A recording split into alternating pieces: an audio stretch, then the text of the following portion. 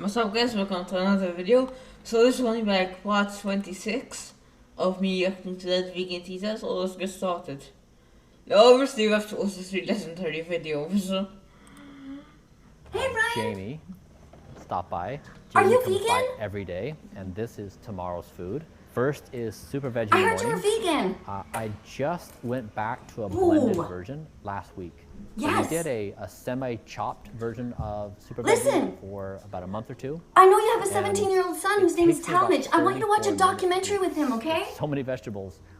And It's I called wanted to go back Dominion and try Movement. a puree version, so this is pureed. I want you to care about the animals. It's been really nice to go back to the pureed version of I it. want you to educate yourself And so then you know this what's is what happening so you can help me. Nutty pudding looks like. This is Yeah, they're suffering I so also much. add Really not! 2 scoops Brian, oh my of god. protein, No! Pea protein is great. sweet potato, and she tried to make a vegan Yes! poke with You're beets, vegan. Oh my god. jalapenos. Looks like there's some Call onions, me. parsley. Is that Call right, me and Jamie? let's talk about the animals. Watch Dominion.com. That looks exciting, doesn't it? Hey Brian. Jamie. Okay, now what's this one? The skeletons are multiplying. Yes, they're You're multiplying. absolutely right. I know exactly what you mean. I mean, today I was just in a grocery store, for example, and I walked in there and I looked at the back, and it was like death everywhere. I mean, I felt like I was in a morgue. It was like a cemetery. There were like bodies with like legs, and there were like arms, and there were like heads. That vegan teaser. If you love animals so much, then why do you eat their food? You're eating their food. If you can't love something while also eating their food. Were still attached to the skeleton of the body, like a fish's head. So many different animals that were there. It was horrific. So of course I started yelling. I'm like, oh my God, help! There's dead bodies here.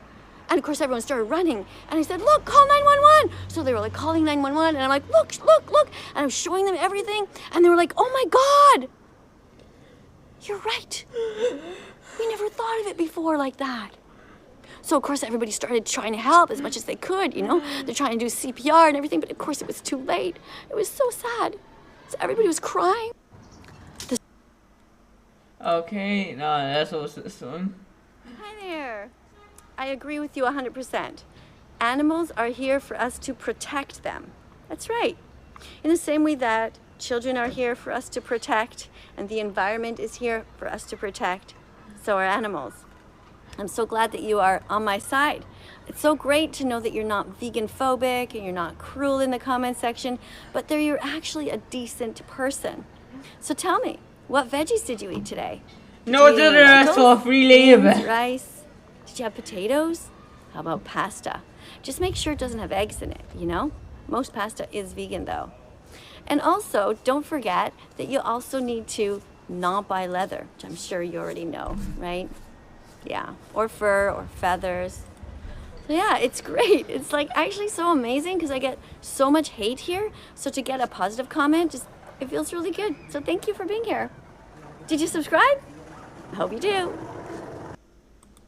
Okay. Now we have to watch this video. Drink soy milk, oat milk, rice milk, almond milk. Don't steal milk from a cow. Be vegan, start right now. Follow that vegan teacher, she will show you how. Hello students, welcome to class. I'm Miss Katie, that vegan teacher, and today we are here looking at this incredible guy whose name is Hunter. Ooh. I know what you're thinking. How could I be praising somebody whose name is Hunter? But the thing is, he is no longer a hunter. He was a hunter, he was born, and his parents named him that, but he became vegan. And this is why I keep telling you guys that the future is vegan. We're on the right side of history, and here is an example of an amazing animal rights activist over here on TikTok. And if Okay, like so becoming if everyone became vegan, it'll be good for the world. But like the way she does it, like it would be like she's doing it the wrong way. Like she's right, like she's doing the right thing, but in the wrong way, basically. That you haven't yet followed him, his name is, look up here, it's actually there. Wait, let me try and point there. Empty Cages. Follow him there. Let's watch his story. I used to be a proud deer hunter, but now I'm a vegan activist. Here's why. Yeah. I was born and raised to a hunting family. My dad literally named me Hunter. Going to deer camp every year with my family was something I really looked forward to. In fact, hunting was such a big part of my family that we made a family crest and got deer antlers on it, and I literally got it as my second ever tattoo. Isn't that crazy? No, This is how much he was a hunter, and he loved going to deer camp. But look, it looks more like he just wants to hang out there. I mean, they're playing cards, they're drinking beers. It's sort of like probably No, I appreciate like love his cousins, his uncles, and he probably really enjoyed more just the camaraderie, being outdoors, you know, in the sunshine and among the trees. I'm sure it wasn't the actual hunting part that he liked. Now, as much as I did love the thrill of hunting, a part of me did feel bad for the animals I was shooting. I don't believe you, Hunter. I don't think so. The thrill of hunting. I think it was more like the thrill of some sort of competition, right? You know, when you're playing a video game and whatever you're doing, you still have a thrill, right? Or you're playing soccer, let's say, or basketball or hockey. There's always that thrill because it's a bit of competition. It was between you and what you were going to catch that day. In other words, who you were going to catch, who you were going to be able to target. It'd probably be the same thing. Let's say you and your brothers or your parents and your uncles and everybody was playing, what's that game? The paintball, right, in the woods. It probably would have been the same type of feeling. I'm sure it had nothing to do with actually killing. And here you're saying, right, Cardi, you did feel bad. Nothing's easy about taking away a life from another living, breathing creature. Especially when the first shot didn't do the trick and you walk up watching them fight for their life, struggling to breathe, and they make eye contact with you before you shoot them again. Oh, that's so, oh my God. It's good. Imagine being brought up in an environment like that where it's completely normalized. Hurting animals is normalized. Like how he got out of that situation is really a testament to his strong will, his big heart, and his commitment to seek knowledge. Keep watching. It's easy about that. However, I thought we needed to eat meat to be healthy. I thought it was necessary. We don't need it for like protein. Like I mean, so there's like some vitamins and minerals that are only found in meat. In fact, I was so confident about this, I actually wrote a paper in college about why veganism is stupid.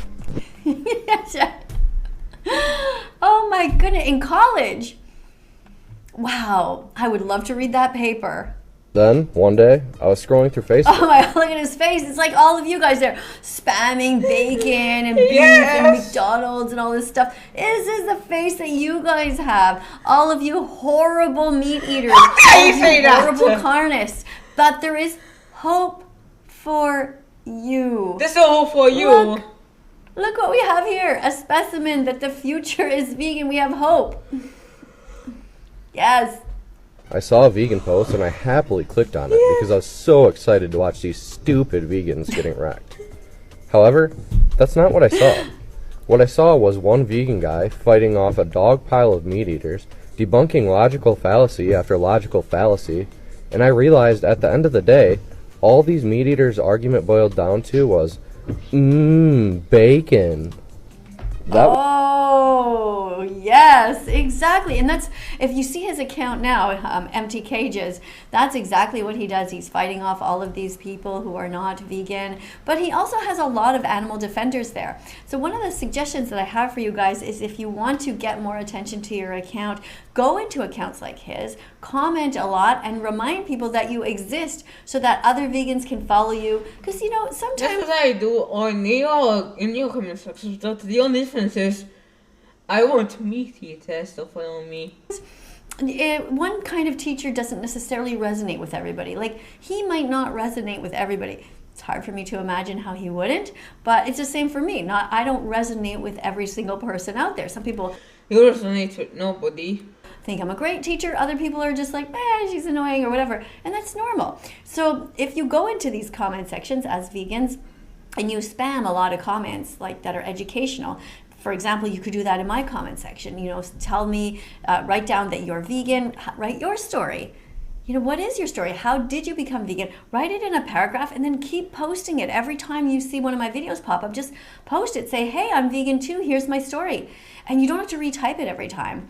And you can have a bank of about 5 different comments, remind people about different channels that you like, that you admire, and different cooking shows, or, I don't know, documentaries that you liked. And keep spamming to educate people in the comment section. Don't get too emotionally involved with the people there who are psychopaths or who are 12 years old and just imitating everybody else. But go ahead and keep commenting. And that is what a lot of people, if you look at his comment section, he has a lot of people there who are helping him, who are advocating for him, and who are standing up for him, and also promoting their own accounts.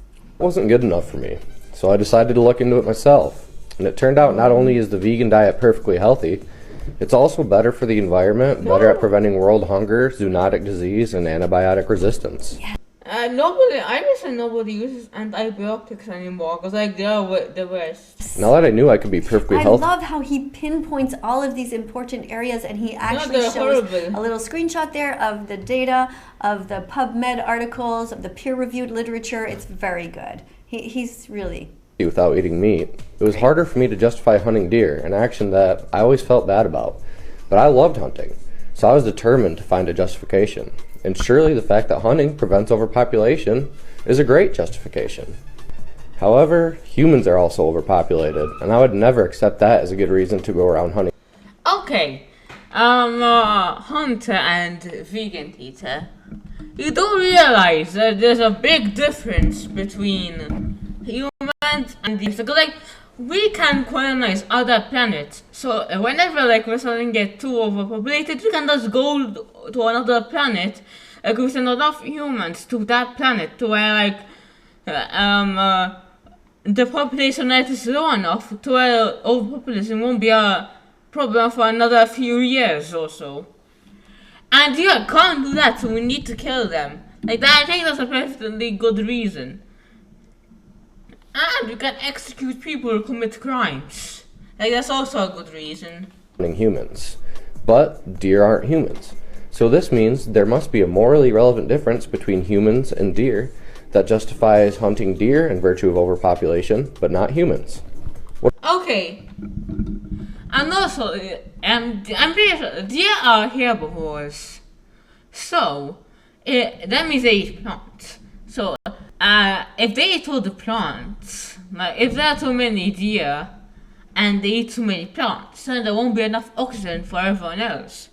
And then that means we all suffocate to death. So we can't, and since humans are omnivores, we can eat meat as well. Like we can't just be eating meat and plants.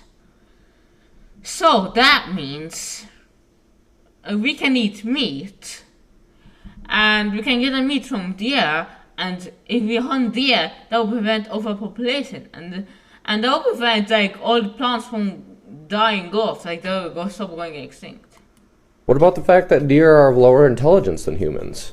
Well, would I be fine with hunting mentally disabled people? Okay, last time I checked, Or children with the I'm pretty sure there's nothing about people. Well, I'm pretty sure no one has the same level of intelligence as a deer. Like, I'm pretty sure of that. And also, I'm pretty sure, like, we don't, hunt deer because, like, they're low IQ, they're low IQ than us. We hunt them because, like, they're not humans. Like, basically, I think it's okay to kill anything that's not a human. But it's not okay. It's okay to hunt anything that is not a human.